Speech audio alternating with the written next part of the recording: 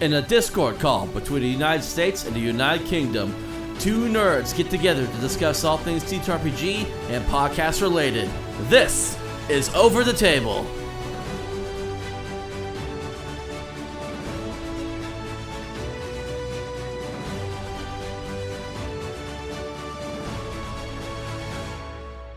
Hello, listeners. Welcome back once again to Over the Table by me, Hunter the GM. And yes, Over the Table now is its own show.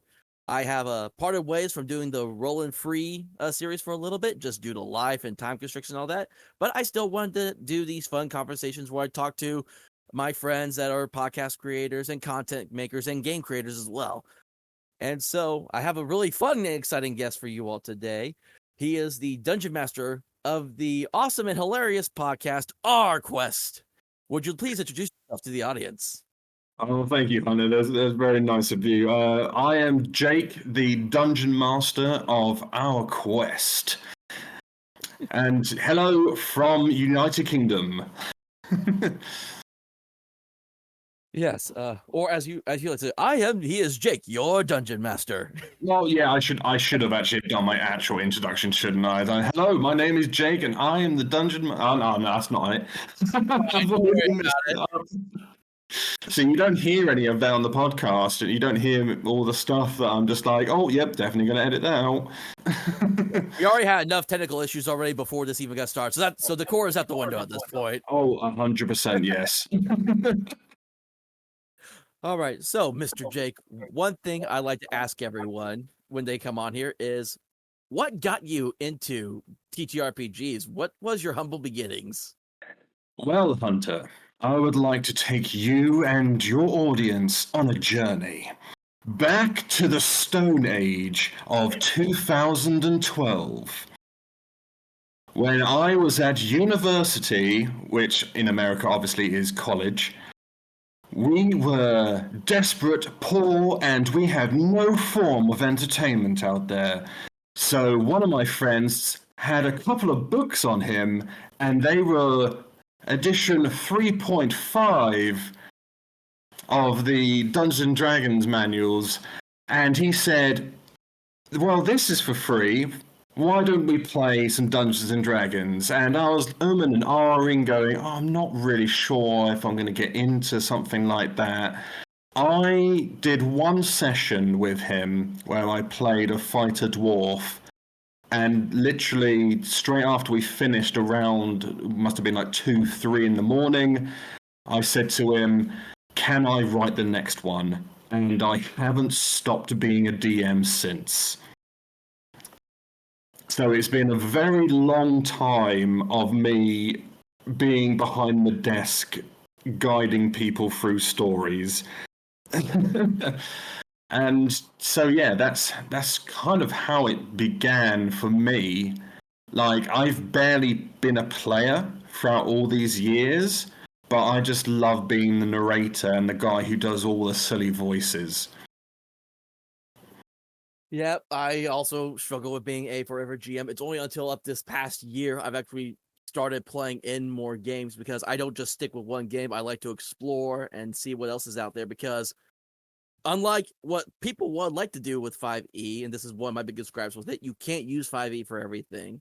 So I find all sorts of different games that I could do different stories of. Like my City of Mist is more like modern day stuff, but I've been learning Old School Essentials, which is a retro clone of the B&X D&D edition, just without all the Gygaxian and complicated word history with it. And I've actually been really enjoying that, just because of getting that old school gritty feel and still having a good time with it. So, and of course there's also games like Shadow Dark, which is a combination of like 5e and like old school stuff. And I'm like, why did I not get this sooner? Because it came out like the perfect time with the OGL scandal happening when the Kickstarter for that happened. Oh, and yeah. I've been loving that since. And we'll probably get to that in the thing, because again, we talk about anything and everything, but let's get to learn a little bit more about you, and let's learn about the podcast hijinx. What started that? What brought the inspiration to do that podcast for you? So, like I said before, I've always been a dungeon master, and I've always really enjoyed being the dungeon master and sort of introducing friends I didn't think would be interested in it, and then suddenly they're all coming out of the woodworks, and it got to the point where I had about 3 groups of people doing the same quest on different nights. And it mainly started up because me and a lot of my cast members from the podcast are actually actors. Not professional ones, but like amateur sort of hobbyist sort of actors. We've done a lot of plays and musicals together, so we're all very dramatic is the best word I can put that. But and I sort of, after when I came back from university, I started joining these groups, and I talked to them about me being a dungeon master, and I said, "Oh yeah, that sounds fantastic." And when we first started off, it was less Dungeons and Dragons and more just using Dungeons and Dragons as a form of improvisation game. Like, they liked the storytelling, they liked being part of the story, rather than mainly doing like the checks and stuff like that. So we sort of ran with that for a very long time, and then during the pandemic, we were going online, and we were doing Dungeons and Dragons like every couple of weeks with certain people. And then after a while, when we were allowed to see each other again, we came back together, and I did a nice little Halloween special thing for them. And I've sort of looked at myself and went, if I recorded this, we could have sent it out to the world. Like, this was so much fun to do. And so I met up with 2 people in my season 1 cast, which was Josh, who played Sam Alasir, and Michael, who played Mossy, the half-orc. Mossy! And we went to a local comic book shop, and we just started throwing up the ideas of making it into a podcast. And for ages, we didn't realize, we couldn't think of what we would call it. And then Josh actually was the one who came up with the name Our Quest, because he thought it's nice and simple, and we can add other things to it. Like, now we've got our chat, and we've got a Patreon special that's coming out now called Super Quest. So we get to keep a certain part of the title within everything that we do. Like, we did Our Dowry, and that's how it started. And then when we recorded the first episode, because originally that was just going to be a tester, I actually advertised it to all of my people that played, who are also like all these actors and stuff like that, as an audition. And then barely anyone turned up. Only the people that were in that first episode turned up to actually be in it. And honestly, I couldn't have asked for better people to join me at the beginning. And then, obviously, later on in the series, more and more people joined in, and now we're down to season 2. So, yeah, it's been an interesting journey working with actors who want to act rather than play Dungeons and Dragons, and teaching them how to play Dungeons and Dragons. Yeah. Okay. So we're just to go a little bit into about, because it's literally called Our Quest: The Tales of Gael. Is that how you pronounce it? Gael? Gael, yeah. I'm assuming that's your homebrew world. Yes. So I wanted to make my own world, and I wanted to name it after something that I loved. And I'm a really big fan of Final Fantasy IX, and one of the worlds that are in it is called Gaia. And so I wanted to sort of like bring a homage to that, basically. So I called it Gael instead. And that's how that name came along. And I also love, because you talk about it being the simplicity of it, because I understand that because when you literally have a land called the land. Yeah. See, that's the problem. I allow my cast to name a lot of things, and when they're put on the spot, they just come up with the most stupid things. Like we're at this very point. I think we've episode 5's just about to come out of season 2, and we're already up to episode 9 in the recordings. And next weekend, as of this recording, I'm recording episode 10, 11, and 12. And we've already had more of that stuff where I've allowed them to name things, and it's just gone, why do I allow this every time? It's like, why must you torture yourself, right?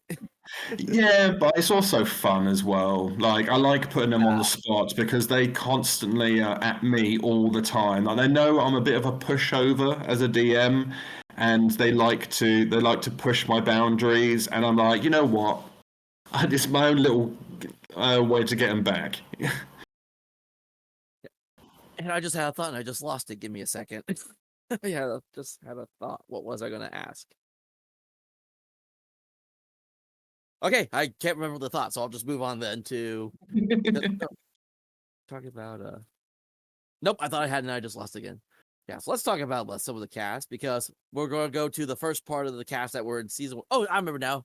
Because you were bringing up season 2, so I figured let's go ahead and say this before we get ahead of ourselves. Spoilers at least for season 1, because that one's been all done, it's finished. So if we bring up stuff for season 1, we don't have to hold ourselves back on it. You don't necessarily have to listen to season 1 to listen to season 2, but it does explain a lot if you go into it. But if we do talk about season 2, I'll try not to say too much about it because I still constantly listen to it, and I want people to kind of, hey, if you want to hear what goes on in season 2 after season 1, go listen to that for yourself. So talking about cast members, let's talk about a few of them. The first one on the list is Miss Charlotte, who plays our lovely, bodacious Princess Martina. And I say that because you all have made that point several times throughout the show. So I remember when she first walked in to record the first episode, and she said to me, "Oh, by the way, I'm going to be a princess." And I just remember having a breakdown, like a serious breakdown, because I had already created in the human territories on this particular continent a whole royal family. I knew all their names, I knew their whole backstory, and then when Charlotte came in and said that, I was like, oh no, I've got to put her in this family. And then obviously because I do like the sort of like fun fact things at the beginning where they get to tell me a little thing about their character that I don't know about yet. And when she raised up, oh, she has like 9 brothers. And I'm like, when she said that, I was like, right, well, I'm going to have to kill a lot of them off before we get to meet a lot of them. So were the Prince brothers that she had, were those characters that were already established before she came in then? Or did you make those up on the fly after she came in? I had to make them up on the fly. I had about 2 of them.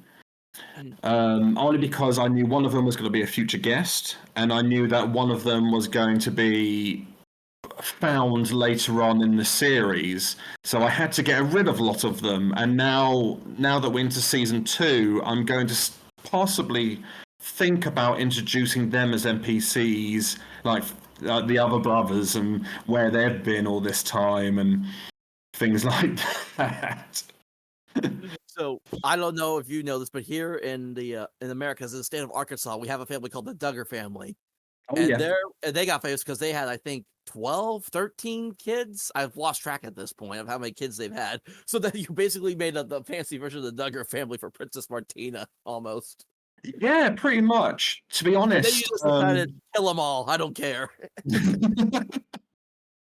To be honest, when it came to Bardane, like I have a picture up on my wall of what I've drawn my world to be in every continent that's on it, all the little islands and everything like that.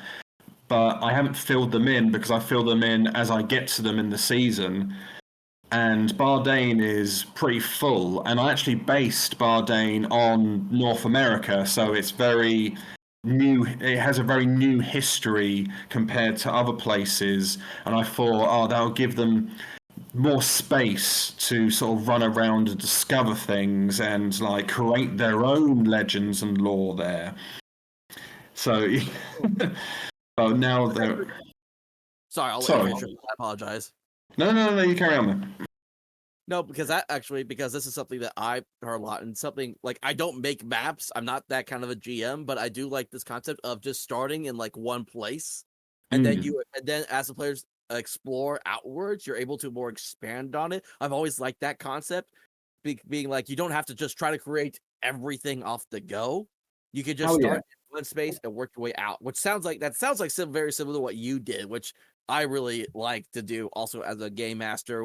If I am doing like a big like world scenario, usually it's just like a big city and I already have most of the locations planned out, or they're provided for me depending on the module I'm running or whatever. So I haven't done quite as big of a world setting as you guys have, but it's still the same concept.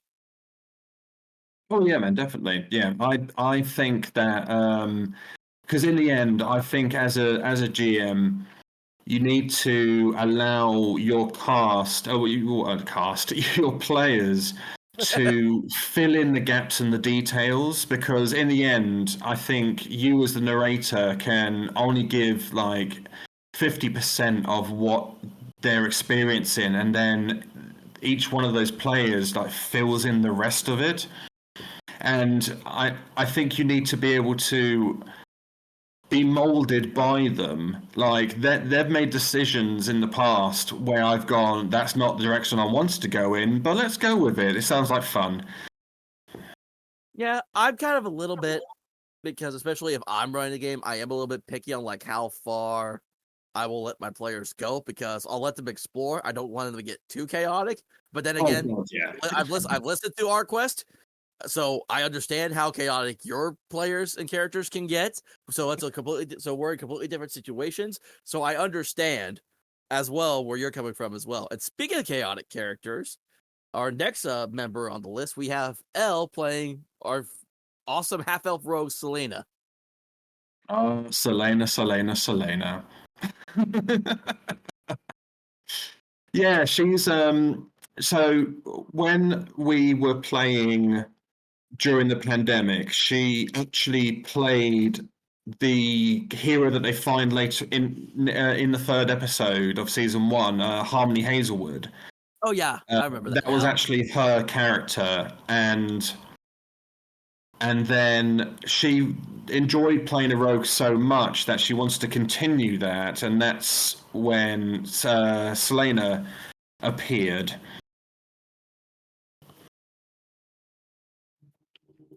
But I must admit, she did struggle being one of the only people in the cast that couldn't use magic. She felt like she was missing out. And I was like, well, there are ways to get around that. And she was like, no, I'm going to stick with the rogue because it's my character. I'm like, all right, fair. It's like they may have magic, but backstab is nothing to get messed with, though. When it comes to rogues, or if you go old school, the thief classes with some of their roles, you do not want to get messed up by a thief or a rogue. Oh yeah, definitely, absolutely, definitely, yeah. Yeah, especially once they get to those higher levels, because that's when everything goes up for their sneak attacks, and then even like some of their skills get greatly improved, like lock picking and all that stuff. So a rogue, it's like, well, it seems at first to be kind of like the lesser of the classes.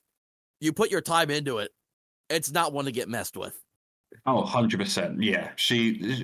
I kept on having to tell her that you are the tip of the blade. You are the one who does damage. You know, the others are semi-support characters. Like, you're the one who's meant to be jumping in there and jumping out and things like that. And she kind of likes the idea of that sort of like ninja sort of like character. I may be completely wrong, but wasn't there like one episode she did like 8 dice worth of damage on one hit or something at one point during like a big fight? Oh yeah, yes. So Michael, who plays Mossy, he is like I know my stuff, but Michael really knows his stuff. And off the recordings or between edits and things like that, he will say, "Oh, actually, you can actually do this, and this." And so he's like, "Oh, I didn't know you could do that." And then she'll just do it, and Yeah, so he was the rule master when I just have a bit of I don't know, a brain fart.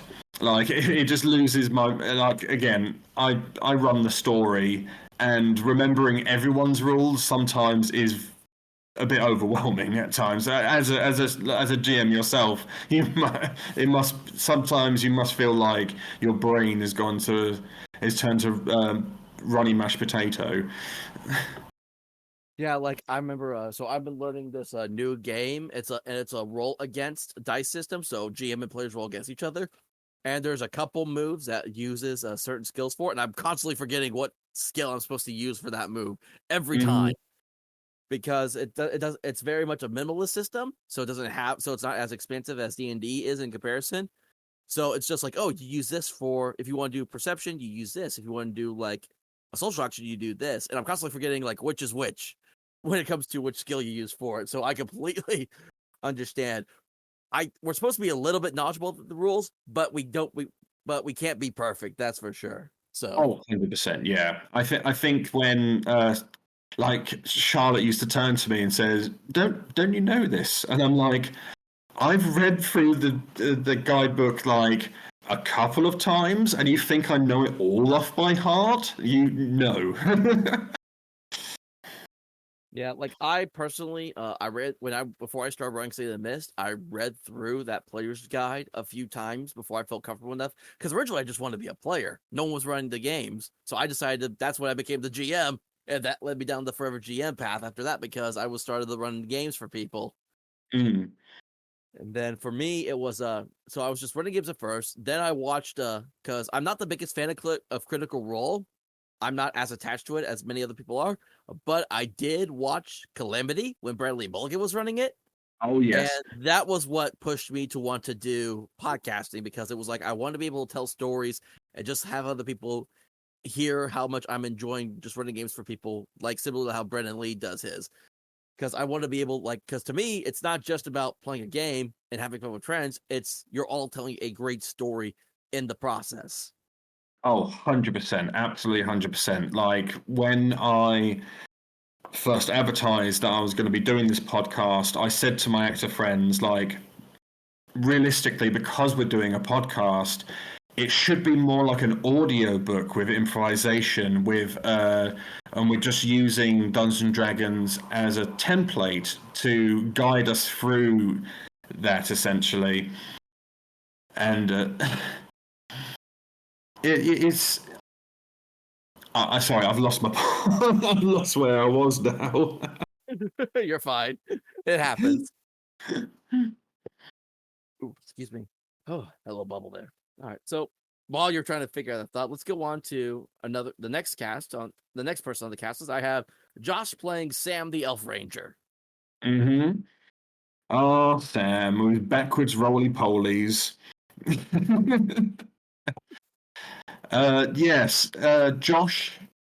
Josh has secretly been the guy in the background that has helped me go through the plot through pretty much all of it. Like I can only write so much and think, is this good or not? I needed someone to actually talk to. Like I speak to all of my players and say, right, let's discover your backstory and potentially where I might be sending you. But I don't give them all the details because I want them to discover it. But when it comes to Josh, like I basically tell him everything, and because he's actually a really good actor, he's able to sort of react to everything appropriately. But not that I tell him everything, but I mean, as in, I needed someone to refer to, say, is this a good idea? Is this not a good idea? And he was that guy going like, yeah, or maybe you want to go in this direction. But Sam, yeah, Sam was. I think I said in the podcast, it seems like Josh created all of his insecurities and put it into one character and just made an absolutely nervous wreck of an elf. And that's what he wanted to do. Excuse me, sorry. Sorry. And actually, this actually brought. I just remembered this because I thought this stuck out to me it was but kind of a lot of Sam's the character Sam's backstory that you built a lot of the main podcast story upon as well, with the Dark Spires and the I forgot the name of that, the evil council that took over the tree or whatever it was. Oh yes, yes. The elders, the elven elders, yeah, the ones who created the dark tree and essentially created the spires that started the whole thing in the first place. Yeah. Because as a GM myself, like especially if I'm just trying to create a game from scratch, and players have me like not real extensive backstories, but small stories that I can work upon. If there's like one I can focus on and just build up from that, oh, it's so good. Because that's what I really liked about it. So, for example, so for the cast I'm playing now, before we started the podcast, I ran 2 different one shots for them. I did a Halloween one shot, and I did a Christmas one shot. For the Halloween one shots, it was their first time. I had them all play pre-generated characters that were made by the official people who made City of Mist. And again, in City of Mist, to explain really quick, are you familiar with Powered by the Apocalypse at all? The game system? Oh yes, yeah.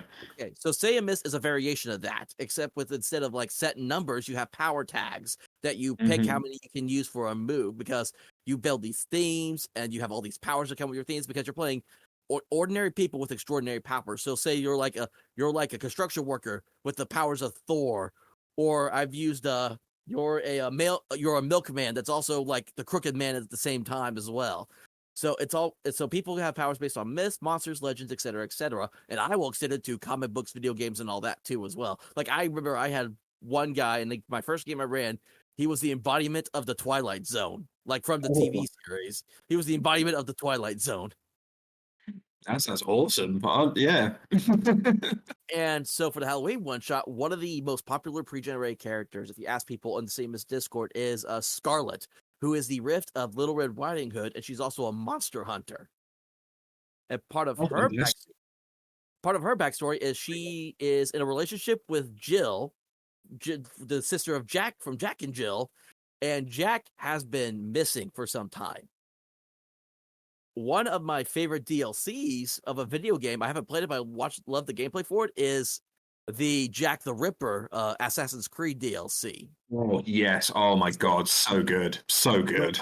What I did was I did a story where the person who embodied the Rift of Jack and Jill, was also now being corrupted by the Rift of Jack the Ripper. So now there's 2 conflicting mythos personalities inside this one person. And instead of I didn't do prostitutes because I didn't want to push that envelope there. So instead, I chose different love and sex deities from different mythologies, and I picked them. So I had like Aphrodite. I can't remember them all off the top of my head because it's been so long now. Because this was like 2 years ago I ran this, but it was basically like just different like goddesses of like love and fertility and stuff. And that Jack the Ripper was killing those. And so when I did the reveal that this is 2 conflicting personalities, because I also screwed up. I said the wrong name. I meant to say Jill, and I said Jack right off the bat. So I blew it right out the gate at one point because I misspoke.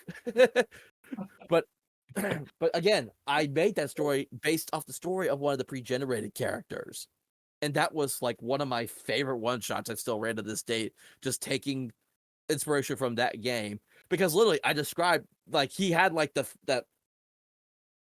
what do they call those? The burlap sack mask. That's what I'm looking for. The burlap sack mask and everything. That's so cool. That's so very cool. I love it when little things like that just explode your imagination and create so much from it. Like, for example, in the future, in the next couple of months, as of now, we've got a future guest coming on into season 2. And they have created this character, and while we were talking about it, we talked about it for 2 days straight, and it's created an entire arc for season 2, and I cannot wait to jump into it. Obviously, I can't say anything right now. Don't spoil everything yet. Well, no, but I'm very excited for it, and I love it when things like that happen when, previous guests, I've always said that if you want to create your own lore, as long as you don't go too wild, then go for it, and I'll make it make sense. And some of them have gone a bit wild, especially the first one we had. But yeah, I love it when things like that just expand so much lore that it's just exploding in your head, and you're just like, I have to run this. It has to happen. Yeah. So that just made me think about. So of course, City, like I said, City Mist was mostly modern day, but people have been able to kind of mess with the time periods of when everything happens. Like there's one podcast I listened to, I think it's called the Wandering Gamer Network, I think it's called. They did a City of Mist series that took place during the Prohibition era in the States. Oh. And so that was kind of that old, so that was interesting because it was like all like the booze and the mafia and all that. Well, what I decided to do with mine, because the current campaign I'm running, it's an official City of Mist that's put out, City of Mist campaign that was put out by the makers themselves, and it deals a lot with like your deep dark secrets. And I'm like, what would be a good point to put? What would be a good time period for people to really deal with really like the darkness and hope is lost? And for some reason, what top of my head was put it after the time frame is after the Vietnam War. Like the soldiers have come home, all that crap just went down, and one of my after this first, because it's also the games are set, the cases are set up in arcs. So after this first arc, one of the characters came up to me and said, I have a character concept I want to do after we finish this. And I'm like, well, let me hear it. Let me see what you got. And he's like, he wants to play as a Vietnam soldier that returned home. That's the Rift of Odysseus. Okay. And I actually had to think about it for a second because I'm like, that makes almost eerily perfect sense. So someone that went out and like we've been through the whole story, like, yeah, he was over the war, lost his whole squad, and was like the only survivor, like knew a brother that was connected, a son that was connected to one of the NPCs that they had to fight in the game at one point. And then he comes back as like the sole survivor of his squad, basically. That's awesome, man. I love that so much. Yeah, so again, dark, but I mean, still I'm staying on topic with just creating the world and the story based around your characters and just letting them kind of have with that. Because again, I don't want them to like take it like all out the window, but it's like I'm all okay. Like, hey, you got an idea? Just at least let me hear it. Yeah, that's true. Yeah. I don't deny any of my players.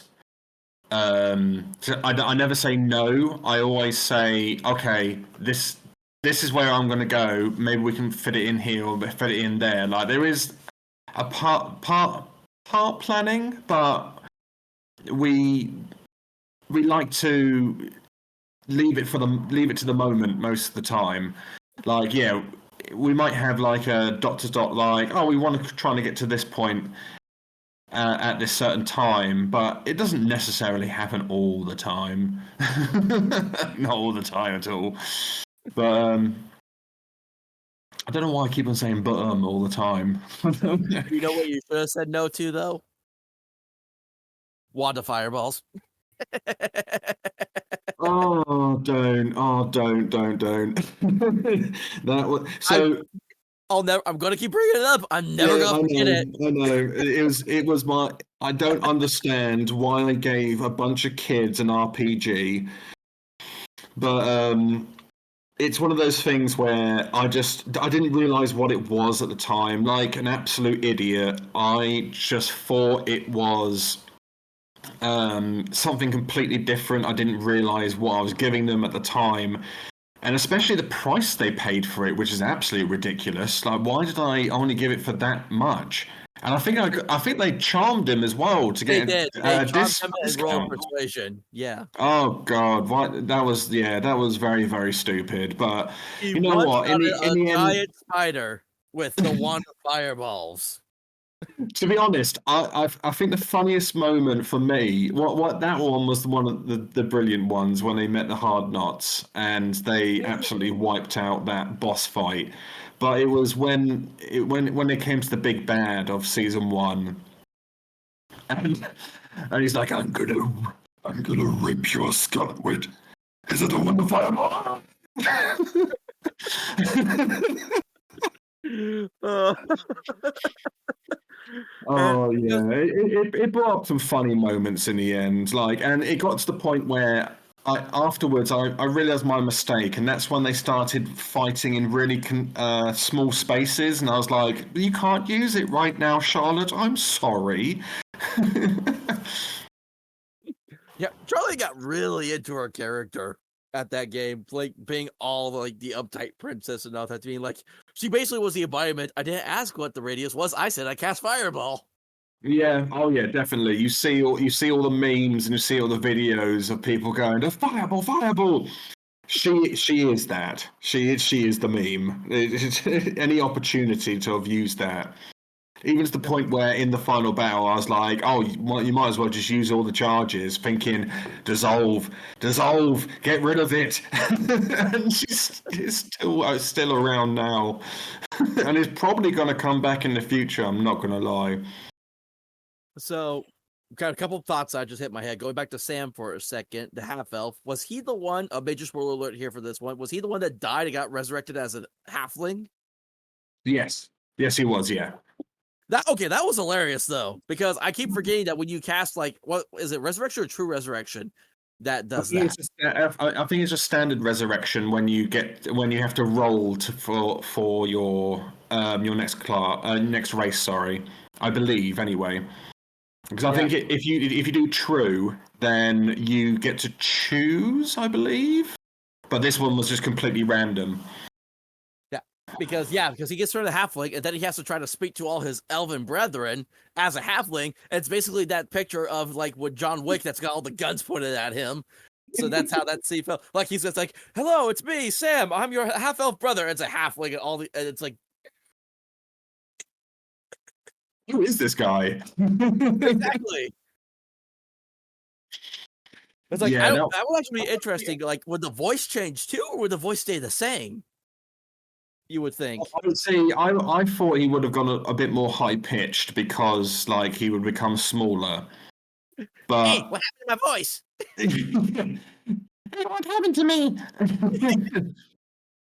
but as I've recently discovered in like season 2, Josh is good at doing accents, but he can't hold it. He struggles to hold accents. So yeah, I think just allowing him to just be Sam was fine for that moment. Especially it was only the last couple of episodes that actually happened.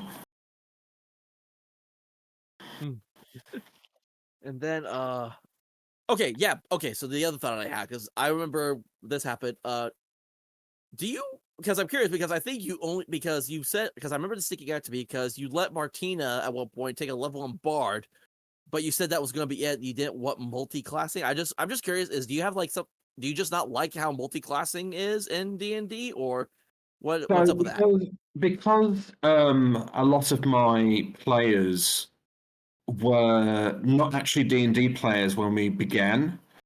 Like, only a couple of them actually knew what they were really doing. And even Charlotte admitted, even in the last episode of season 1, she wished she had actually learned how to play Dungeons and Dragons, which is hilarious because we've been doing it for years at that point.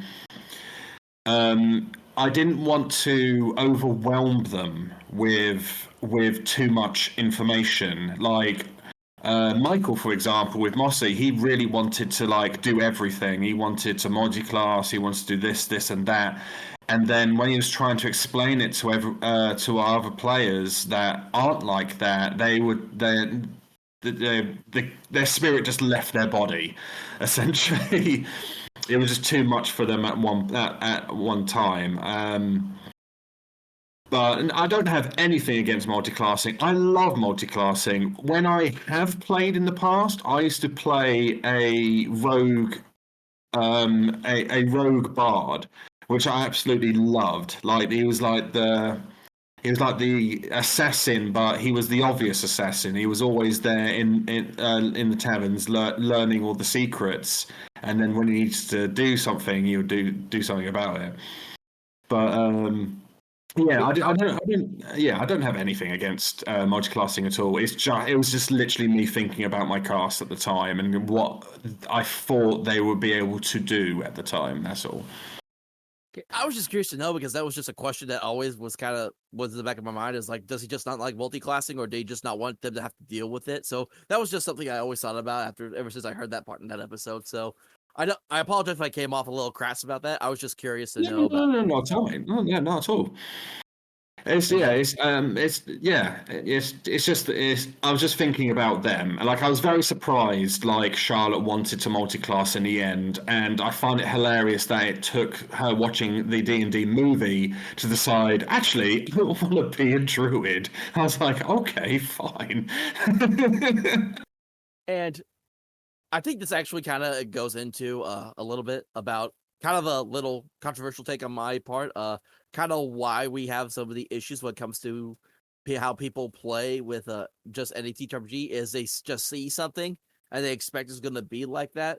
Because you just brought up like she watched the movie and now she has this expectation from the game, not realizing probably all the mechanics that go into it, how the rules actually work. I know it's the same when I hear a lot of people talk about it's called the Baldur's Gate 3 effect, where people have played Baldur's Gate 3, and then they try to get into D&D, and it's just not the same. Well, of course, now WotC is trying to go more that video game route with virtual tabletops and all that. That's a whole other story, though, that I can get into. Oh yeah, yeah. We could be here for another 2 hours just talking about that. Which I wouldn't mind, but I don't want to keep Yeah. you awake. But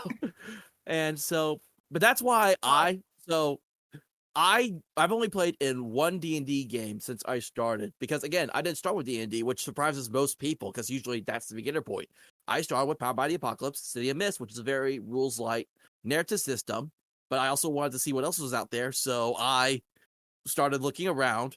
And original 5e D&D, I call 2020 the 2024 5e. I call it 6th edition because to me it doesn't even look anywhere remotely similar to how 5e is. My opinion, though. So no, I completely agree with that. Absolutely agree with that. and I don't knock people down who like to play that game, but it's like when I look at games like again, I own Shadowdark, even old school essentials to me. Because I say for me, I have three things when it comes to TTRPGs. It'd be simple to run, easy to learn, fun to play. Those are my main three things. Like I bought Pathfinder when everything started going down, and I have the original 2nd edition book, not the crappy remaster they did. Oh yeah, you got the big book, the big tome, which while like it's overwhelming to look at, but I like that it had all those classes, all the different world building stuff, and then you get to look at the remaster.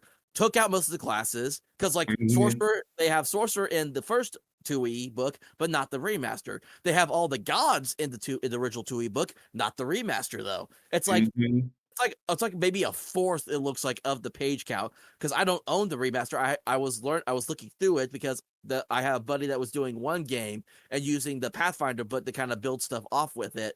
So he gave me the PDF to look through, and I'm just like, where's all the classes that I actually like playing? Like, I don't want to be a wizard that carries around a telebook. I want to be the all-powerful dragon blood sorcerer that has the power of the red dragon inside him that can cast what I like to flavor, cast a wall of flame by spitting the flames from his mouth like Uncle Iroh in Avatar.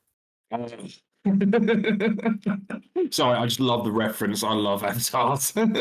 Yeah, because I actually did make this character because two of my favorite races. I love my drow and I love my tieflings because I think they just look really cool and character concepts.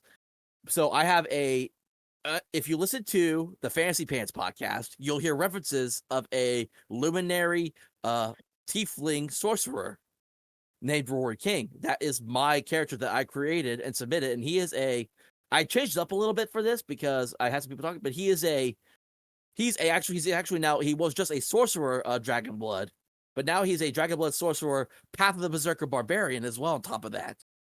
Because how I pictured it is so he's got all the fire spells because he's red dragon for the dragon blood, but I'm framing it as if once he starts losing more and more of that HP, he loses that more of that self-control and that dragon blood in him starts to come out, which is where the kind of how the Path of the Berserker barbarian starts to more taking effect.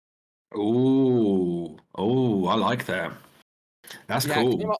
Almost like a small kind of almost similar to like kind of like a hulking out effect, where it's like the more you hurt him, the angrier he's gonna get, and then you're just gonna get a dragon's rage coming at you at any point.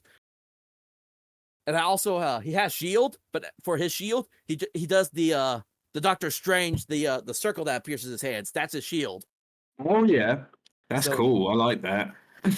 Yeah, I just like taking stuff from some pop culture and just flavoring it for certain things. Sometimes I've just always liked that. So that's just me, though. Oh no, no, definitely, man. Like I said before, like finding something and evolving it and making your own thing and bringing more more imagination to it. Love it, absolutely love it. Yeah, and I love how the tangent went through like we went from a character to TTRPGs to talking about character. We went through 3 different topics. I was thinking like, are we actually going to get through the cast? But no, that's fine. I'm always tanging, to be honest. Like once I start. Yeah, I mean that's what this podcast's for. It's like we're just talking about the show and we're just talking about what we love about TTRPGs in the process too. That's the whole point of this, which is why they go on 2 hours sometimes. Just us having a fun conversation with each other, which I love. So, yeah. So that's why part of what I don't like about 5e is it's not simple enough. It's almost too complex for me in some cases for me to be able to enjoy it. And like especially like if it's just wall-to-wall text. That's also a big turnoff for me at TTRPGs as well, so which is why I like. Hold on, I have this book right here. So this is the okay. No, this is going to be audio, so people won't be see it, but Jake will be able to see it. But I'm holding the old school essentials advanced fantasy players tome, and it's a very. He is definitely holding that. But it's. As you can see, it's a very like digestible kind of size, like a normal like book. And it's not super thick, but it still provides you with enough detail to be able to like do stuff with. And like there is text, but it's not huge. And this does have like the race as class option as well, because again, it's a retro clone of the basic expert D&D rule set. And actually, I actually prefer the race as class option more than try to do race and class when I play this game, just because it's less stuff I have to worry about. I just pick one of the classes, and that's all. It gives me everything I know, and that's that. I've personally been trying to find similar to you, simpler forms of playing tabletop games and things like that. Like for example, recently for Patreon special, we use the Dread system, which is where you use a Jenga tower, and if you want to do a check, you pull from the tower, and it, it's obviously never going to be a long campaign or anything like that. It's very one-shotty, sort of like a mechanic. But the amount of dread my players went through whenever they had to pull from that tower was brilliant. Like just the fear on their faces, it made me want to have cameras and whack it up as a video rather than as a podcast. But yeah, that was loads of fun. And there's also there's one I'm really looking forward to playing, which is the Terry Pratchett Discworld tabletop RPG that's coming out the core book's coming out very, very soon, where instead of numbers, you have just a description of your character, and how you do checks is, or what was it? There was an example of one of them where he said that he was a thief, but he was light-fingered. And then the idea of it, because of how Terry Pratchett wrote and he manipulated words, is that this character was like, oh, I want to thieve off this guy. And it's like, okay, so you're light-fingered, so the check's going to be really easy. And then later on in the example, he said, oh, I want to start a fire. And he's like, okay, how are we going to do that? And it's like, well, I'm light-fingered, so I light things with my fingers. And so you debate the text of your character sheet on how you do your checks, and that's as easy as it gets. And I was just like, oh my god, what an amazing mechanic! Just literally debating what your character sheet says. See, you would enjoy that I would get a headache from doing that because I really? don't I'm okay with like if you want to discuss about how something is ruled, yes, but if I'm having to constantly do the arguing of how something is going to work or how you're going to word something, that's gonna just drive me up the wall, and I'm gonna start going, actually no, that's not. Well, power to you for wanting to be able to enjoy that game, but that would not be my kind of a game for me. And I'm also too much of a Fair dice enough. goblin to want to not use dice in the game. So, Oh no, there is dice in it. oh, okay.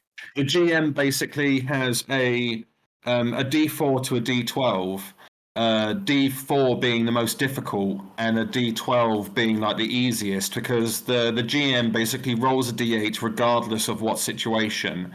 But depending on how they debate their words and debate their character sheets, the GM decides, okay, I'm going to give you this dice, and you got to beat my D8 every time.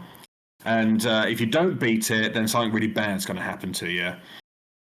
Yeah, I have a game I've been running that works very similar to that, where you start like D8 is average, but then depending on like your abilities, your talents, either your dice bumps up or my dice bumps down. Because it's literally called the red dice system, and I owned like red dice that I roll for my stuff because of it. So, and also I just like the color red, so of course I was going to get a pair of red dice to go with it. And so, but it's one of my. I've been running it on a. I run it's a every other Sunday. Like one of the players is a GM as well. He'll run his game for us one Sunday, and then the next Sunday I'll run the RDS game for them because I want to try to learn it. I'm actually actively currently helping the creator of the game play test some new material for it. So he's introducing all this new more magic. So there's necromancy spells, bard spells, some druid spells, and there's more beast options that I'm gonna probably throw in there depending on how the game goes and stuff. So I'm helping him play test that game as well a little bit more. That sounds awesome. Anyways, we still got more characters. We still got more cast members to talk about. Yep. Back on task. So the final of the main cast before we start getting to the side quest people is we have Michael playing Mossy, who we've mentioned already a couple times already.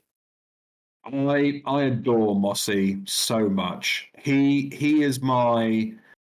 I want to make a Dragon Ball Z reference now. He was my Gohan to Dragon Ball Z, as in Mossy was discovering the world along with me writing it. Essentially, he was like the newcomer, and he was the innocent one who just wanted to do good when the other three were a little bit selfish. And well, especially Martina and Selena.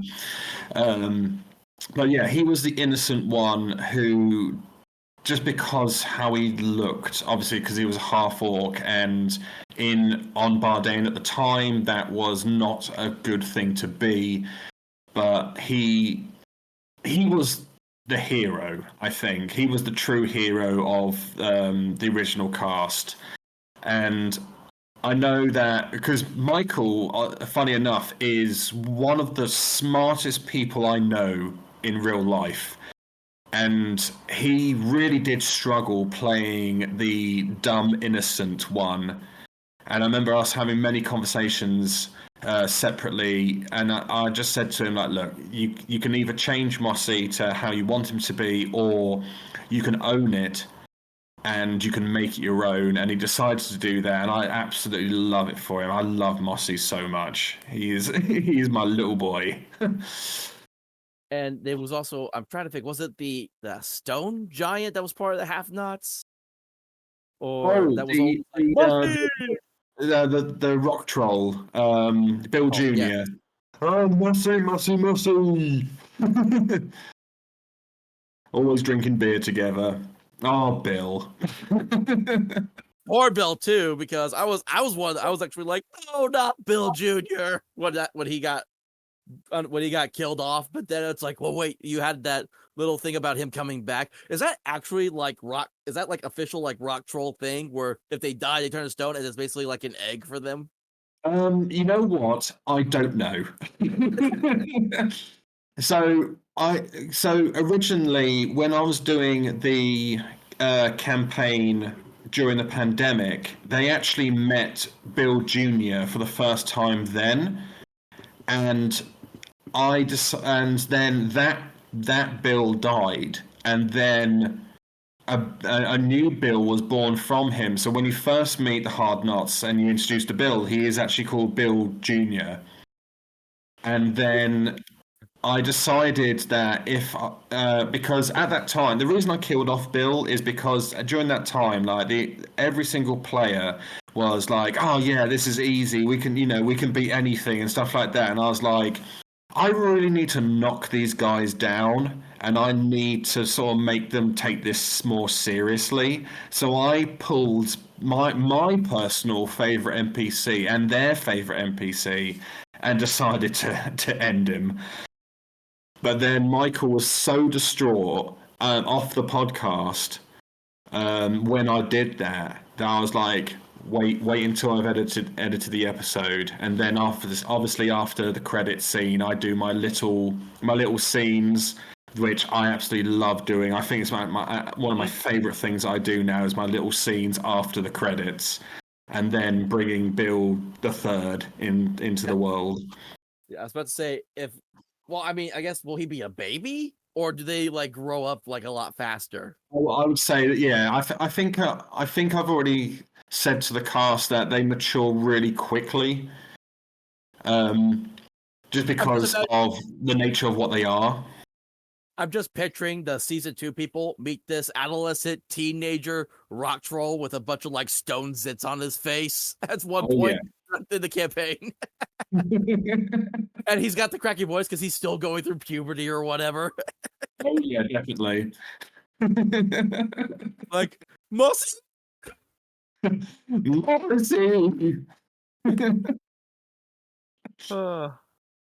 Okay, so that was all the part of the main cast, quote unquote, for the first season. Now you'll have to help me with this one because I don't have all the side quest people at hand. So go through that list of your side quest cast for me, and what started that? Yeah. So we have Kevin, who played Godric Greywind, who is part of one of the big 5 families to the human kingdom. Then there is North, the giantess barbarian, who's played by Jess, who was Godric's partner in crime when it came to adventuring.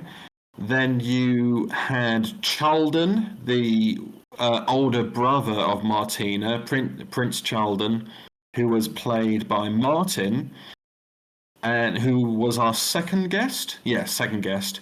And then you had... Oh my god, it's just gone out of my brain, and she's going to kill me for it. Then like, we had Karis. Or something? Sorry? Wasn't she like part giant or something? Because I remember her being like very that was North. Oh. Then we had... Oh, sorry, yes, of course. Then we had Karis playing Rowan, the gnome druid, who was obsessed with Sam, with Josh's character.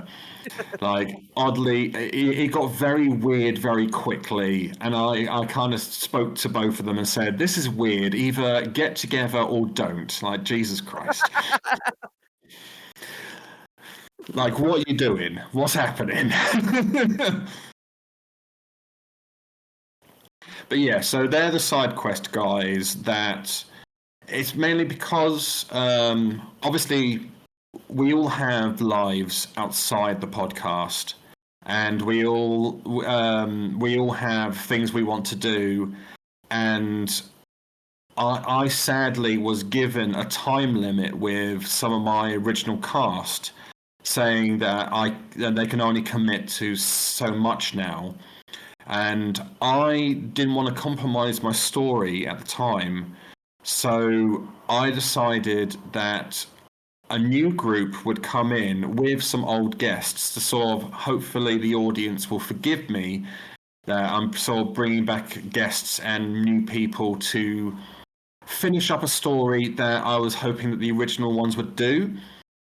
and then them all come together to fight the big bad with finding out the entire story. Well, not the entire story, because I've got, like I said before, I've got 4 seasons to tell the entire story. But for them to finish their main objective with like the Dark Tower, Dark Spires.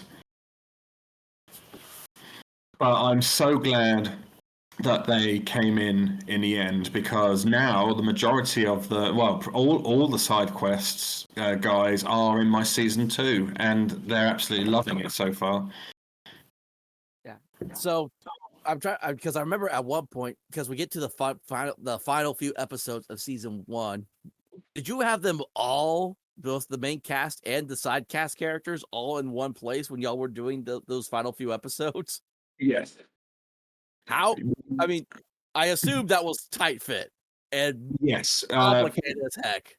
Thankfully, one of the cast members has a very large living room where we could set up a table to have everyone all together. Like, I had two laptops, 2 audio interfaces running exactly the same time with everyone on them, with splitters and all sorts, to get them all together and to try and get like an episode that makes sense out of all those people. It was hard. It was very difficult, but I honestly, I wouldn't change it for the world. Like, having those people with me was just absolutely amazing. Like, I even tried to get one of our other guests back, but sadly he couldn't commit to the date. But yeah, it was a nightmare, but we did it. That's the main thing. Yeah, because the most I think I've ever ran a game for is because when I was doing Mysteries Unknown, I would run like D&D podcasts through a one shot. That was one of my things. So I did you may recognize some of these names. I did a Halloween one shot with the Eldritch was it I can't remember if it was the Eldritch Buddies or Eldritch I can't remember if it was Eldritch Buddies or Eldritch Bros is what they went by. They're kind of like they're on like a semi-permanent hiatus right now, but I was really good friends with those guys. I love listening to the shows, and I ran a Halloween one shot with them where they were like, it was we put it like in the 80s. They were like preteen trick-or-treaters, and they fought like a little like almost greaser like a teenage gang of classic movie monsters, because you had Swamp Thing, frick. What there's a fish one that the name escapes me because I keep forgetting. Oh, Creature of the Black Lagoon. Creature of the Black Lagoon. There we go. Yeah. The werewolf, the mummy, and the vampire. So they were fighting against those. And then for Death by 1,000 Crits, I did a Thanksgiving one shot for 3 of the players, where I took inspiration from the B horror movie Thanksgiving, and they had a fight, and it was a movie mystery. It was like Clue mixed with horror, because they went to this guy's warehouse. Not warehouse, get killed, and now they're going all through the house, and this weird abomination humanoid turkey is killing off the staff left and right as they're going through this house. And then for Swords, there's another podcast they're also kind of on. I hate it, I think now Swords and Sky Mommies is what they go by, all female led podcast. Yep. And some of them are teachers and they love their history. So on March 15th, I ran a one shot where they had to help someone escape a police station where the corrupt police chief was Caesar. And all like some of the other detectives were all riffs of the other ones that killed Caesar on that day. Oh wow. Yeah. So that was fun to do. And then I'm trying to remember, was there any other? Oh no, I remember the final one now. The final one that I did was for the Fireside Dice podcast, that they were doing a D&D game based around the worlds in Magic the Gathering. Okay. So they were planeswalking and all that. And I did this one because I had seen the Wolf from the Puss in Boots 2 movie. Mm-hmm. And I created a character based on him. He was cool. And on top of that, it was also it was a late St. Patrick's Day one shot where I basically recreated the Leprechaun from the Leprechaun movies, and he Oh, was going around killing people, and they had to fight him. From watching all of those films, I can imagine just what happened in that run. Yeah, like where he first entrances, they're in this alleyway because there's been all these murders happening throughout the city. But they're seemingly not connected, but they keep finding gold coins on the eyes of everyone who's getting killed. And when he first introduced, I go, pity, pity, pity thee, oh, these foolish fuckers 3. See, I actually work with a lot of Irish people, and I'm constantly trying to replicate their accent. But with all the voices I do, when it comes to Scottish and Irish, I accidentally mix them together, and it just comes out a horrible mess. As you probably heard in season 1 with Harmony, she's not Irish. So I remember, another thing I did, so I'm friends with it's a BioShock lore podcast where they just talk about the lore of the BioShock games and all that. Oh my god, I could talk about BioShock so much. I love BioShock. So look it up because these episodes are located on their. So it's just it's hold on, I'll send you the link for it after this, so that way you have it. But it was a 6-episode mini campaign titled "Escape from Rapture." And it takes place after the main event, what happened with the Rapture Civil War, but before the events of the first game. And and the podcast it's a husband and wife that do it together. So it was a husband and wife couple trying to escape Rapture. And when they finally, towards the end, they actually meet Atlas, who helps them escape. And I couldn't recreate the voice very well, but I don't want to do like a stereotypical, like, oh, they're after me Lucky Charms. That's not Atlas. And I didn't want to say that. But the wife goes, that's your Irish accent?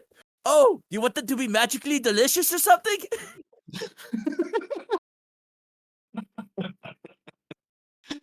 Oh, love it.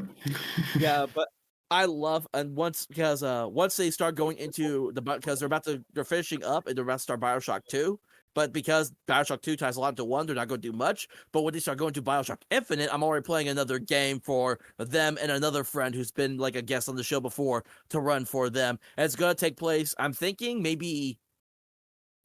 because have you played BioShock Infinite at all? Oh god, yeah, I played it all the DLCs, everything, absolutely. I even read the book, which was pretty bad, but I read it. I did not know there was a book. I haven't read it, but I own basically the Game of the Year edition that had all the DLCs, and it's why I still come back to this day. I'm thinking about basically doing it like 10 years, maybe 10 years before the events of the game. Oh, okay. Is where our story's going to take place. I'm still kind of working on the story, but I really want to play around with the siren ghost concept that you eventually have to fight in the game. And I'm thinking about that could be the first time this happened. That was a science they would have had to do trial and error on before they got to that point. So my thought process was, I wonder if this happened once before for them to be able to do this again. Oh. And I also really want to play, even though it's super fucked up, it's the cult that worships John Wilkes Booth and Lady Comstock. Oh yeah. I want to do something with them as well, kind of intermingle the two. Yeah, because even in Infinite, like, you didn't really do much with the cult. Like, you saw them at the beginning when they were baptizing people and things like that, but nothing really happened after that with them. It was just more just the residents. So there's a whole there's actually like a whole entire like separate like group in the game that you go into this big old mansion at one point, and it's like there's crows. It's when you get that raven vicar. Yes, sorry, yes, I do. I remember now. Yes. Oh my god, yeah. That crazy weird subset, because like they literally, like, you walk in, there's a statue literally of John Wilkes Booth right when you walk into the building, and I'm like, fucked up. Really, really creative idea though to mess with. Oh yeah. I really hope the rumors of them bringing out another one is actually happening.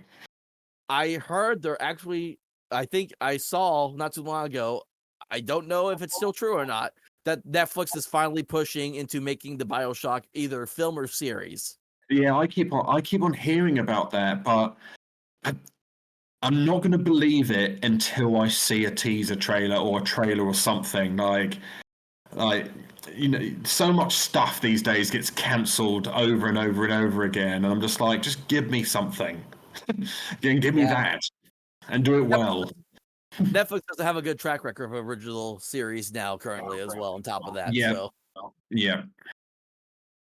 I think the last thing I saw that I believe was an actual Netflix original, when they did the it was the live action version of Full Metal Alchemist, which in my opinion honestly wasn't that bad. I understood why they had to change a lot of the story to make it fit into like a movie format, but they kept true to a lot of the really cool important source material and points of the actual series without sacrificing everything. So as a Full Metal Alchemist fan myself, because I own the original Full Metal Alchemist on Blu-ray, because that's one of my that's my favorite one. I still like Brotherhood because it stays with the comics and all the manga and all that. But I loved how like in depth on the equivalent exchange science the original went into. And I've also seen both the Full Metal Alchemist movies that they did for one, because they did one for they did Cockroach and Ball for the original, and then there was my favorite was the Sacred Star and Mios for the Brotherhood series. Oh yeah, man. I as a big anime fan myself, I've watched and loved the Full Metal Alchemist series. I think I've watched the original one so many times. And I remember watching Brotherhood and going, okay, I need to get to a certain point where it's all the new stuff now, because it's just basically repeating what the original one did. But like you said, it just hadn't caught up with the manga series at the time. But yeah, it's just so good. It's so good, and I absolutely love it. I like both Brotherhood and the original, like how differently they went off from each other, but I think they were both really good. Yeah, so another game idea that I've been messing with, because we're talking about anime now, is there's this anime podcast now. There's this. So have you watched I'm sorry if I get it. Have you watched Jujutsu Kaisen at all? Yes. Okay, so I have not watched it, but I see all the clips about it and stuff, and it does pique my interest. I love the when I see the shorts of people who like they have like a picture and they do the domain expansion phrases to that image. I find YouTube channel. I've seen Instagram reels of those, and I've actually been talking to a follower of mine. She's a big JJK fan, and there's a TTRPG. It's called, I believe it's called, if I get this correct, Over at Arms. Okay. And it's an anime style game. It's supposed to be based around JoJo's Bizarre Adventure. It's because you're supposed to have stances and all that, but I'm like, I could easily flavor the stance to just be domain expansion powers instead. Oh yeah, man. That was the idea. That was the idea. Do like a co-op GM-less story one shot with her. Just because she's such a big JJK fan, and I'm like, I could just bounce the ideas off her, just so I make sure that I'm kind of being accurate too. Because again, I haven't watched the series; I only know bits and pieces of it. So she would be just this. She would be just a person I could like. Okay, is this how this is supposed to work? Kind of deal. Make sure I'm doing this right and all that. So, no, that sounds brilliant, man. That sounds like a great idea. Yeah. So, going back to cast really quick. Who currently from all your season 1 cast is currently on season 2? So we have the entire cast, the entire side quest crew with Kevin, who's playing Fasago, the most weirdest human guy ever.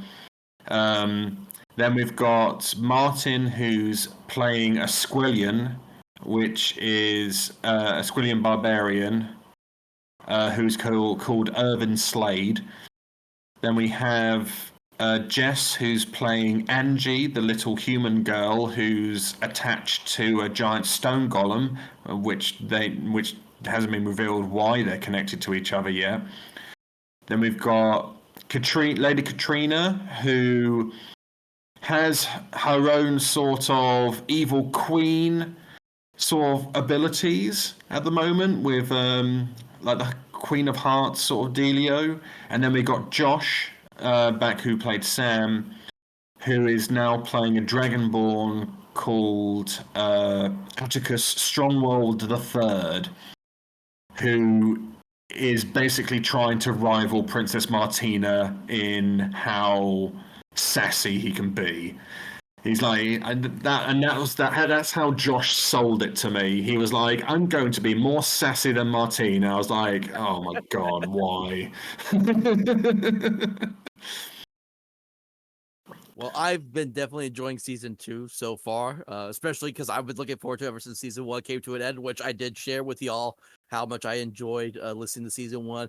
Because I think you started like a little bit after I did, or maybe before. I can't remember which it was.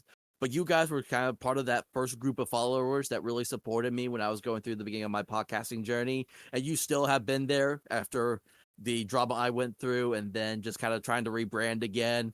And now kind of reorganizing because one of the things that's been going on lately that caught my attention is the idea of solo play TTRPGs, where you can just play by yourself with either emulators or just dice by yourself, which I listen to several different solo play podcasts because those are now in abundance now. I found a few of those, and a few of them are like old timer guys. They're like, they want to kind of recreate the old school play that they used to experience. But then there's one of my favorites. It's called Renee Plays Games, and Rainey he's a great guy. He talks all things TRPG, and he does all sorts of solo play. He's currently going through. If you're familiar with a game called Iron Sworn, they released a supplement for it called Sundered Isle, which is more like introducing like the pirates and like ships and even airship kind of type stuff, and some it's like almost like medieval futuristic, almost close to steampunk in some regards, depending on how you play it. So, but he's really knowledgeable about the system, especially because I've been trying to learn Iron Swarm because the system is a little confusing when you look at it first. So, just listening to podcasts that do those games is how I also really learn as well. Instead of just definitely. I just want to sit and read a book all the entire time. I'm like, okay, so I see how you're supposed to play it. How does it actually all go into place? I find a podcast and I just listen to the episodes. I've binged so many episodes just trying to learn how a game goes. So, 100%, yeah, definitely. Like, what was it? I'm really toying with the idea of the Fae in the future or something like that. And I know that there's so much lore and things like behind it, especially with the Witch like Carnival and all that stuff. And then I was like, wait a minute, surely someone's run that module. And I found Legends of Legends of Avantris were running it. So I started listening to them, and I was like, okay, that's cool. Yeah, this is interesting. So, yeah, definitely. I think listening to other people doing their things is much easier to learn than sometimes just like, for example, I'm a very dyslexic man. Like, for me, reading and writing is actually a massive challenge, and I'm sure it's like that for it is a challenge for many other people out there. But I don't let it stop me. But I think when there's ways around it, then you should go for it. Like, I prefer listening to audiobooks rather than reading, even though I own a lot of books. And I love listening to podcasts while I'm at work and generally just mulling around the apartment. Like, I think wherever you can find it easier to learn something, then yeah, definitely. Yeah, I think especially when it comes to a whole new like mechanic of a new game or anything like that. I think seeing or hearing other people actually do it is a better experience. I completely agree with that.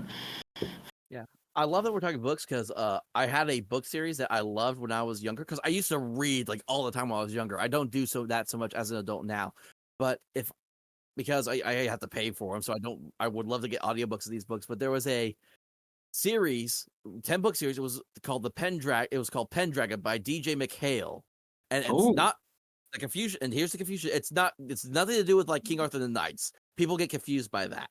It's got a longer title, but so what it is it's based around this teenage high school boy that his world gets turned upside down when his uncle suddenly appears. And now, and then it goes from that to now they're hopping around to different worlds. They're traveling to different worlds, trying to stop this guy from corrupting them. And I forget the name of what they're called. They're like world travelers or something like that. Like literally so the world that he's from, our current Earth, is like second Earth. You have also first Earth, which is the past. Like when they travel, that is like when they appear on first Earth is the day the Hindenburg blows up, and and what's crazy about that, and I'm going to spoil it because it's such an old book. Though the way they had to stop the evil guy from succeeding is they actually had to make sure that the blowing up of the Hindenburg went through. They couldn't stop it because then by stopping the Hindenburg originally, they then go to the third Earth, which is the future of our Earth. And it's all gone to shit because they prevented the Hindenburg from blowing up. Because it was like there were Nazi scientists on the Hindenburg. They came to America, stole the secrets to the atomic bomb, and so Germany got the atomic bomb and won the war, basically. Consequences. Yeah. I love it. I'm going to go to the rabbit hole because that's a whole conundrum right there that I've talked to people about many times. So, but just the idea of just being able to be like, oh, but these world travelers from all these different worlds, and you're traveling around to stop evil wherever you find it, basically. This was a really neat concept that I thought to me. Yeah. I love the fact that it happened. Yes. And I love it when an idea like a story, the fact that it's the Hindenburg, and then there was so much lore behind it that they've just created, but because it burnt down, it was never that's so good. Sorry, I'm just gushing over this now. I might need to read this series. Yeah. I'll have to send you the title for it later after this too. And then another one, because I love the idea behind the Vampire the Masquerade series and all the games that are connected with it. I don't appreciate how much overwhelming lore that comes with all the books, and how it's more how people describe it's more of a political horror game. Which, if I'm playing as a vampire or werewolf, I don't want to deal with politics of a werewolf clan or the vampire clans. I want to be trying to live as a normal citizen by day, and then having to feed by night. So that I would actually living like as a vampire throughout the day. So when I think of how I would want to run a vampire game, because I remember this book series too, because this was all the rave when I was growing up. It's called Cirque du Freak. Are you familiar with? I think I've never read it, but I think I've come across it before though. So, basis of the main story of that story, kind of for the most part, focuses on a kid.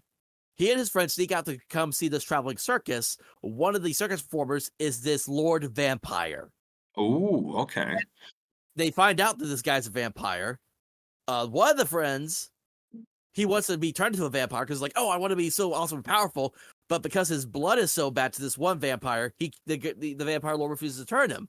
But the other kid, even though he doesn't want to become a vampire, because he's already caught, he's like, he doesn't have much of a choice. So the main character gets turned to a vampire, and it goes off of like the adventures he goes through. And then there's also like an evil vampire clan that just kills without like, what's the word I'm looking for?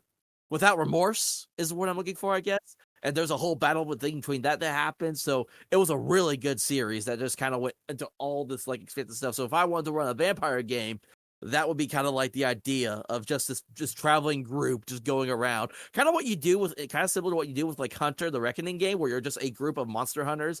Yeah, you're going from place to place. Yeah. That's more. I would rather play Hunter the Reckoning over the vampire or werewolf. That's cool, yeah. It kind of reminds me of so Josh in my show. He's a big Doctor Who fan, and he really wants to do like a Patreon thing at some point in the future where we play companions and then we travel with not the Doctor but someone else like him. And then they travel to somewhere, and then that Time Lord dies. And it's all about the companions, who we are, not knowing where or what we're going to do, and to get back home with a TARDIS that won't actually listened to them. So I don't know if he knows this. There is a Doctor Who role playing game that's out there that he can Yeah, get. yeah. I told him about it, and he had no idea. See, he like owns all the audiobooks, which are like thousands by this point, thousands of hours of them, and like he's watched everything, and he absolutely loves it. But when I told him about it, he was like, "Wait, what?" I was like, "Yeah, dude, you need to buy this."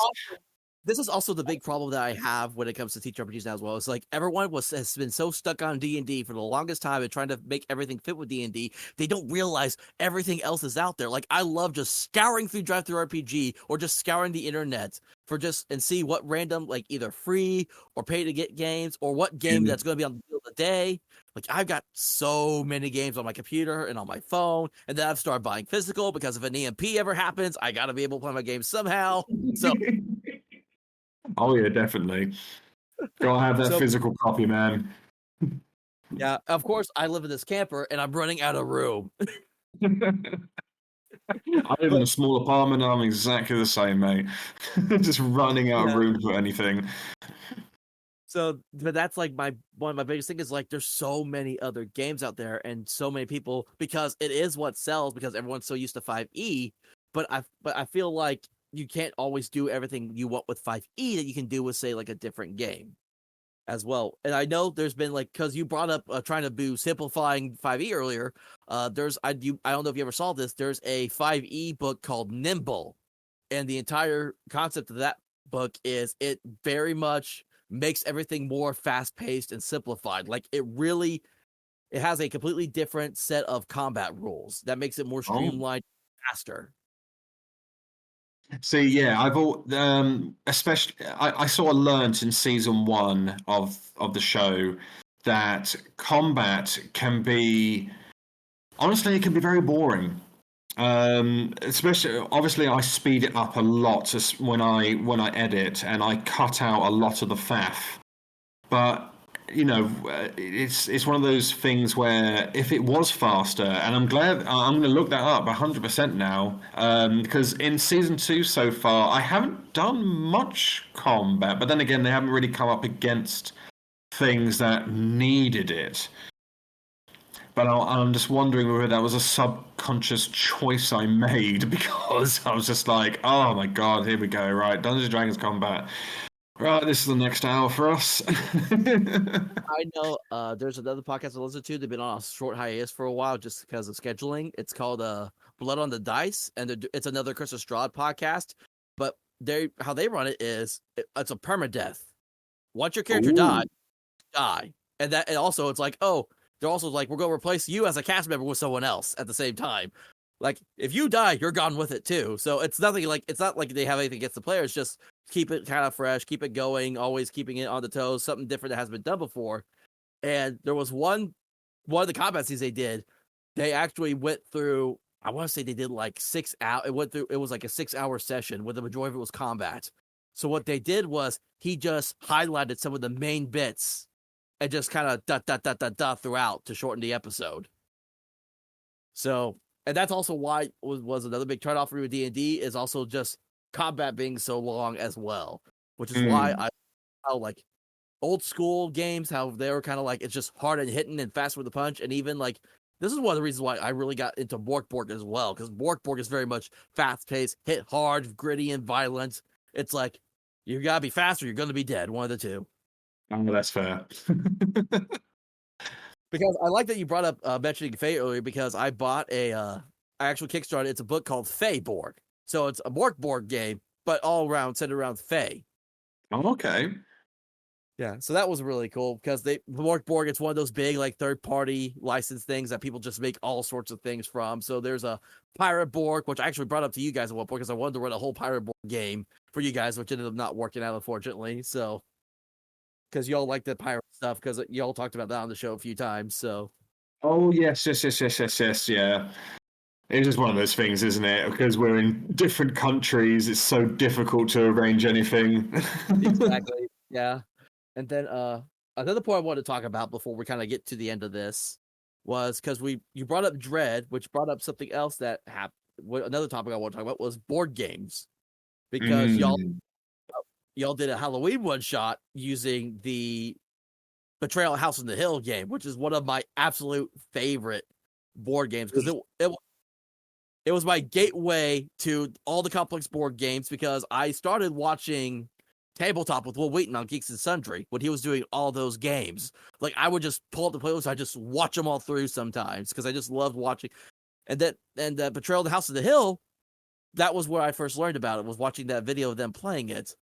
And then also, like, if you've grown up with Smosh Games did several different playthroughs of Betrayal Yep. House of the Hill, and they're awesome, because I remember, because I grew up with like early 2000s Smosh going still onward. So I knew these, so I've for a while, and I've seen all of them change and go. But and I even bought the Witches of Avalon expansion for the second edition, because they just saw, going to my friendly local game store, there's a third edition now of the game of Betrayal Yeah. House. They revamped it, which I'm like, but I already have the expansion for it, so I don't see why I would need to get this other one. So, but that was kind of like my gateway into more complex board games, and I think I told you all this too. That was what also kind of spurred me into tabletop RPGs as well. Was that board game itself? It was the gateway to the Flood. Oh yeah, we as a group absolutely love playing board games together. Like, it wasn't too long ago that we were all playing like Secret Hitler with each other, and I wish I and could find that game. You can't find it anywhere now. yeah, like But there's only a select few of us that have it, and yeah, we absolutely love board games here, and I keep on playing. Whenever I play one, I think I wonder whether I can make a story out of this. And the fact that Betrayal was such a, it was well, with the booklets, it propelled a story, and I was thinking like I want to do my own versions of that with these other characters, and I love the fact that those characters from those specials are probably going to return in the future, because I kind of left their characters sort of stagnant, but I did it on purpose because I knew that I wanted to bring them back at some point, and I'm probably going to find another sort of board game mechanic that I can evolve to bring them in again, because I absolutely loved doing those little specials. It was just so much fun, and especially the fact that with Betrayal, all I had to do was write the betrayal and then the endings for each betrayal, and then I just got to sit back and just watch them play, and I was like, this is nice and easy. I didn't have to do anything else. yeah, it's because I also really liked how it's like how, depending on all the actions that you took in the board game itself, it depends on that will dictate the outcome of if one of you is become the traitor, or what's going to happen. Because I think the first time I played with my family, they got the omens. It was like, oh, one of you serves an alien overlord, and now you're bringing these people to have them be probed upon. Mm-hmm. I've played that game so many times, I still don't think I've actually played every single scenario. Yeah, because even you're never going to have the same house twice. You'll never have the same ending twice all the time. So it leaves it very much open. And I also love this will be an interesting one for you guys to do. Get the Zombicide board game and do a zombie apocalypse TTRPG with that. Mm, Because yeah. I actually got this for Christmas a couple years ago. It's the Night of the Living Dead Zombicide board game. So it's Okay. based off the old black and white movie. Uh-huh. And you go through, of course, not everyone dies, everyone lives in this, but you're going through like the entire movie in board game format. So it was really cool. And it's got all the piles you set up and all the minis and all that. So, like, and actually, there is a new TTRPG that's a zombie apocalypse that's rules like, it's called Reanimated. You could get the PDF absolutely free. If you want the physical, it's like a $15 book, I think, not counting shipping and handling. But Okay. it's a 2D8 system. So which is Oh, okay. very, yeah, not a lot of systems using D8s out there. Like, I have one TTRPG that I like. It's a fantasy, but it's a D12 system. Okay. Yeah, very few of those out there too. And so I'm Hmm. going. Yeah. So I mean, just food for thought, because we were talking about like running board games, TTRPGs. I'm like, oh, if you got Zombie Side, you have all the minis and all that. So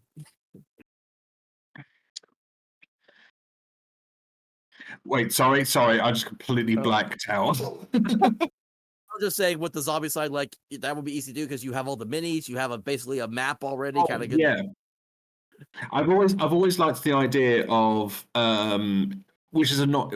I always wanted to run a game, probably not to record, but I always wanted to run a game where I meet up with a group of people at one place and go and put a map of the local area in front of them and go, right, zombie apocalypse has just started. What are you doing? And you play yourself, imagining going out there, getting resources around local areas, and having to actually do it in the local area, from your actual knowledge of what you know about like your village or your town or wherever you are. Where would you go, and what resources do you know are out there? So I have to ask you, because it ties into what I'm going to say next. Are you familiar with the American sensation that is Waffle House? Waffle House. Oh yes. Is that where you were going first? Do you have anything like that in the UK at all? Anything like Waffle House?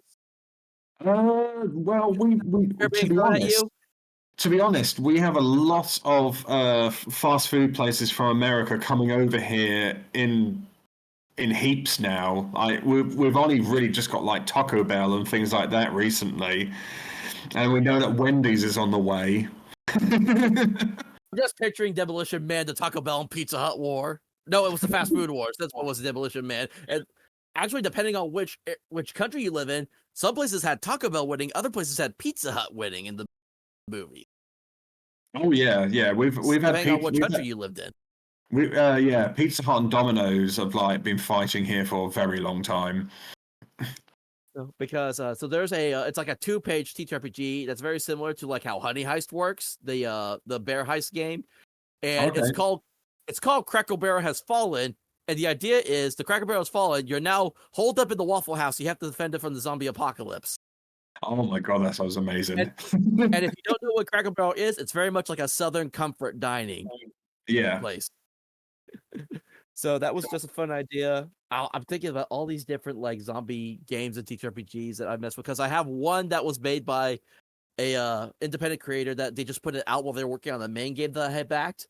And it was called Extinction. And again, it's just zombie apocalypse. But what I did was very first time I ever had a map made, I actually have it hiding behind my chair back here. I'm not going to pull it out right now. But I had recently watched Dawn of the Dead, where they're at the mall. Oh, yeah. I had someone make a 1-story floor mall map for me to use for. I actually ran like 2 different one-shots of this at a gaming convention that was in my town. I just did 2 one-shots. I just did the same one-shot 2 different times. They quickly made characters, ran through the whole game. Basically one of the biggest bosses in the game. It's very similar to the fungal creatures from The Last of Us. Oh yeah. The clicker. So it's like a big like clicker screecher type deal. And they had the idea was they had to restart the power to the mall, while fighting off zombies at the same time. Now, because I used the minis, and then there were some snakes, so I bought like some of those black and red Lego snakes that you would get. I bought like a whole little bag of those. Amazing. Yeah. So, yeah, because that was one of the things that I really liked about when you guys did that Halloween One Shot with Patrol After the Hill, because it made me realize just how much board games and TTRPGs can intersect sometimes, depending on the game. Well, with my cast, on our socials, you might have seen like pictures of things that like props and things like that. One of the things that I actually did, going back to the beginning, when I did my amateur dramatic stuff, I'm actually a prop maker for local theatres around my area. And I love making things, and I love the idea that I can give my cast something to actually physically play with while they describe and talk to it. So it's not just imagination. It's like, oh, I've actually got this thing. Like the first episode of season 1, when they found that container thing, that had a message inside of it. That was real. That was actually something that they held and they could actually open. And later on the series, you're gonna see more and more stuff that I've made, more really weird and random stuff that I've made, even to the point where recently I brought this one thing out and I was like, this is honestly the creepiest thing I've ever made. Here you go. All right, so final question before we wrap this up. So y'all are currently using the 2014 5e rules, correct? Yes. For season 2? Yes. Are there, because I asked this of all the D&D podcasts now because I'm just curious to know, do you all plan to convert over to the 2024 rule set, or just maybe just take things from them that you like, or you just go be, no, we like this version of 5e and we're going to stick with it? I'm not sure. I think just to make sure that we stay consistent for this season at least, we're probably going to stick with what we have already. When it comes to the next season, we'll then discuss and talk about it. But I just don't want to suddenly change a lot of stuff that people have already learned. Like part way into a season, especially we've only just started as well, and so we're probably going to leave it as it is right now, honestly. All right, that makes sense, understandable. Like, again, like I call it 60 because to me it looks nothing like how when I was playing that 5e the one time I did. But again, D&D just not my cup of tea. I don't have this what's the word I'm looking for again, because I keep losing my words here. I don't have this I don't have this fanatic obsession with D&D like many other people do, just because again it wasn't my first game, so I didn't grow with it like many other people do. But I do respect like where it comes from and how it has built upon this hobby, because without D&D we wouldn't also have all these other games. Because literally when years ago when I interviewed the guy who made Apocalypse World, which was literally the first Power of the Apocalypse game, he said the whole reason that he made that was he played, I think it was like 3.0 or 3.5. I can't remember which one he said he played. He said he didn't like that. Let me make my own game instead. So that's a big thing about even people just not liking D&D itself. Like, this wasn't what I pictured it. Let me design a game with how I pictured it, because you got Morkborg, Shadow Dark, Old School Essentials.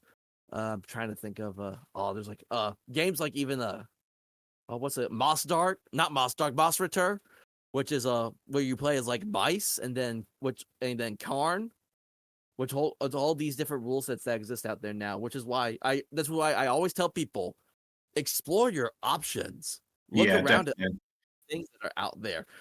If you if you like what you like, stick with that. Just realize that you can only do so much with it. Like I'm not going to take City of Mist and try to run. Well, actually, you can't run it with City of Mist, but the people who made that game just made Legends of the Mist, which is a fantasy game. And they also, because I'm going to do this with my players, because I already talked to them about this for my City of Mist campaign I'm running. They made a cyberpunk City of Mist game. It's called Otherscape. So it's still Mist and Legends, but now introducing cyberpunk and the technology and the cybernetics and all that. And what I'm going to do is I bought the Cyberpunk Red Edge Runners mission kit off DriveThru, but I'm going to run it using the Otherscape system instead of the Cyberpunk, because I tried to read Cyberpunk through Cyberpunk Red, and I was like, nope. Yep, I also own a copy, and I was exactly the same. In the end, I just looked through the pictures and went, "Oh, pretty." I know, I know a podcast I listen to. They're running the Edge Runner missions, but they're using Everyday Heroes system, okay. which is the modernized version of kind of like the modern D20 modern system. I don't know if you ever were familiar with that, where they try to do I know, yeah. And so Everyday Heroes is basically that. And I own that book too, and it's a big tome as well. And also very crunchy as well. I played a Christmas one shot with a buddy of mine with that, and I was like, and the combat took forever too, which made it even worse. So that was my best impression of the game. But I love the idea, because the supplements they provide with Everyday Heroes, they've done The Crow, they've done Highlander, they've done Rambo, Kong, Pacific Rim, and they're currently working on it's Everyday Arcana, because people have been asking, we want actual magic now with this as well. And they were going to do the people who made that were going to do, it was the Rebel Moon. They were going to do an RPG for that, and some crazy shenanigans went down with that led to a whole lawsuit issue. So, oh god, yeah, I can't even imagine. So, do you have any other final thoughts you want to share, Jake, before we actually wrap this up? Well, I think agreeing with you with the fact that I think Dungeons & Dragons is very, I'm going to say the word bloated. Like, it's more of a brand now rather than anything else. It's a brand. It's a logo. It's being sold. It's being sold as a business now rather than an enjoyable game. But sadly, because everyone knows it more than most other things, it's the most recognizable to the people that don't know. And I would say that's one of the main reasons why I run, sort of, Dungeons & Dragons-esque campaign. Because we do not stick to mechanics too much. But yeah, if any of you out there really do love tabletop stuff, yeah, do what Hunter says and look out there. There's so much out there, seriously. There's so much out there. And it's not just Dungeons & Dragons. It's not just because it's in Stranger Things. It is, there's so much more out there to explore. And just to allow your imagination to just expand, and don't ever let that go. Never lose your imagination. Then you'll become boring and normal. And who wants to be that? One of the things I always say, whereas if you guys are at least having fun with it, then you're doing it right. Exactly. Couldn't agree more. So, Dungeon Master Jake, please tell the audience, where can everyone find and listen to our quest at? You can find us on pretty much everywhere. You can go on Spotify or Amazon Music. You just type in Our Quest and we'll pretty much come up. If you want to go Our Quest, Tales of Gael, we're also on Patreon at Patreon/Our Quest Tales, where we've just dropped our Dread System mini-series where we play superheroes in a sort of the boys / the Invincibles / the Mystery Men sort of a city, and they're playing as the B team to the A team, trying to save the A team. And it's probably one of the most fun and stupidest things we've ever recorded.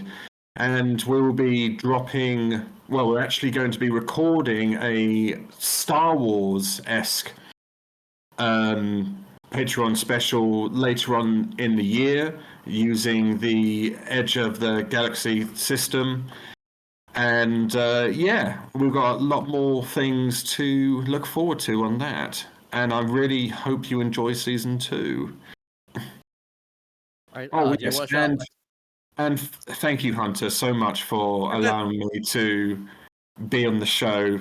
Like you said before, we've loved seeing your stuff, and we love whenever you love our stuff.